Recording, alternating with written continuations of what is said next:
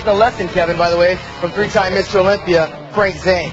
He's doing the leg press, and if you'll notice, he's got his feet in a little awkward position. We'll let him explain exactly what that's working, but it looks like it's concentrating on more of the teardrop on the thighs. I just heard his snap, crackle, and pop. Just getting warmed up. It's a little bit of cartilage loosening up there, but this is a second best leg exercise, I would imagine, as far as packing on the sides. Right. I think this exercise right here, depending on how you have your legs positioned, you can pretty much hit the quads from all different angles. Plus how much weight you got on, so we're going to load it up for you, Kevin. We're going to load it up. All right, step into position. I like it this way with my feet lower because it hits more quads. Of course, you can't use as much weight, but I like the isolation it gives. I'm just going to keep piling it on here. See if we can't take Kevin to the cleaners. All right. Here we go. Now, you were saying you like the foot position a little bit lower than Kevin's. For what reason? Well, it isolates more quads. Now, this gets more leg bicep and buttock and a little bit more lower back. Notice how his knees come up and almost touch his chest here. Mine are down much lower. Well, this is a lightweight for Kevin. I've seen Kevin load it up and have plates on top and have people sitting on it. And the guy's doing this with 1,000 pounds. Right. Today, how much weight were you guys using back in the days you were winning the Olympia 3 consecutive years in a row? I never did this one for much. You know, I always did lighter leg presses around 200, 250, and do higher reps with it. Well, what I'm finding is that most of the bodybuilders we've had on our show here at the Flex Magazine Workout is we've got such a wide variety of equipment, and most of the guys get bored with doing the same thing all the time. So they use a lot of different exercises. That really makes it interesting. All right, Sean, show me what you got, babe. I gotta do this. Show me what you got. My first set. Come on, baby. I'll hang with you.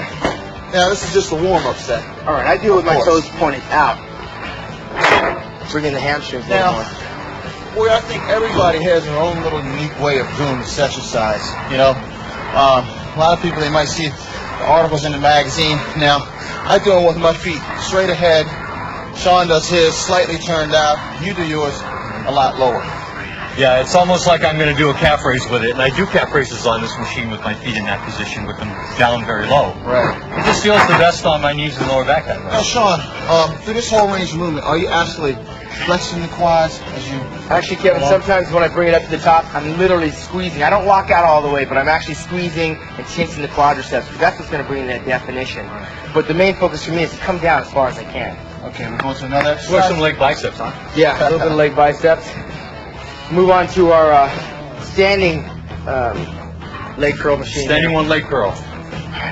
Kevin, you're so big I can't get around you. Oh, okay. You like that one, huh? All right, we're working the leg bicep here on the standing leg curl, and this is more of an isolation movement. We earlier did the lying two-legged leg curls. This is a single leg, and what this is basically like the concentration curl is for the bicep, except we're doing it for the hamstring. Right. Now, this is one of my favorite exercises, because actually, you know, you can stretch all the way down and really feel it. Right. You know, contract the muscle. And you can also do drop sets. You can have your workout partner literally after you've done 10 reps, lighten the weight and squeeze out a few more repetitions. The goal here is to bring the heel up to the base of the glutes. Press your body up against the apparatus. Hold on firmly at the top so that you're not swinging and jerking the weight up, but concentrating on the hamstrings. You know what I mean? You got it. All right. Go for it. You want Let's more weight add some weight here. Kevin's always like, add some weight. That's his favorite word, add some weight. Well, you know why, Sean? Because I always like to try this equipment. See how, you know, see what it's made out of. Challenge yourself.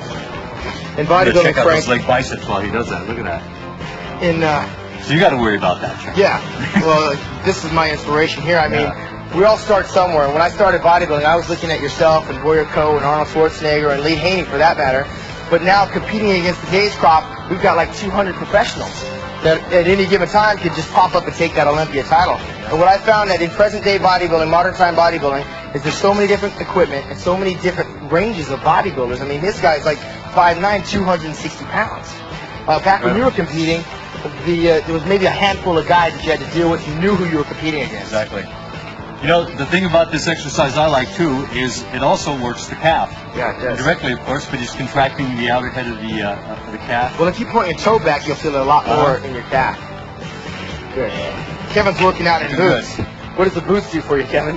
Well, I had to get on that hardcore attitude when they called me up and said, "You're going to be training with Sean Ray?" Right, baby, bring it. You know?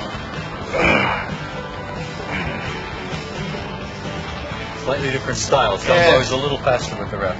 Well, No, just so you get the pump. Rhythm is very essential. Both of you guys have great rhythm on your sets. right. And a lot of people think it's the speed of the rep that does everything. That's important. The main thing I think is that rhythm. You feel it. Periodic movement. And obviously, Sean is in the rhythm. He's going with it. He's feeling with it. He's staying there. He feels comfortable with it. So therefore, he keeps going. You know. Poirier says I like doing everything fast so I can hurry up and get it over with. But I don't do everything fast. Let's move into our third about some final stretching, huh? exercise. Yeah. We're going to move into another hamstring exercise. And Frank, I believe this is also going to bring in the lower back. You're going to do some good mornings. Yeah. Now, Frank, do you always perform this exercise? I don't do too much of this. Go I for it. used to do a lot of it, and I always go fairly light. It's a good stretch for the hamstrings. I've never really too. performed this exercise. You know. I think hyperextension gets along with the same thing, and of course you guys are going to do something a little different than this. Right. Well, as you continue to warm it up on your first set of good mornings, you guys stay with us. Don't go away because we got some calf training coming up. Find out exactly what's inside there, Kevin. What do you got hidden down inside there? Hey man, you tell me. Look at those cows.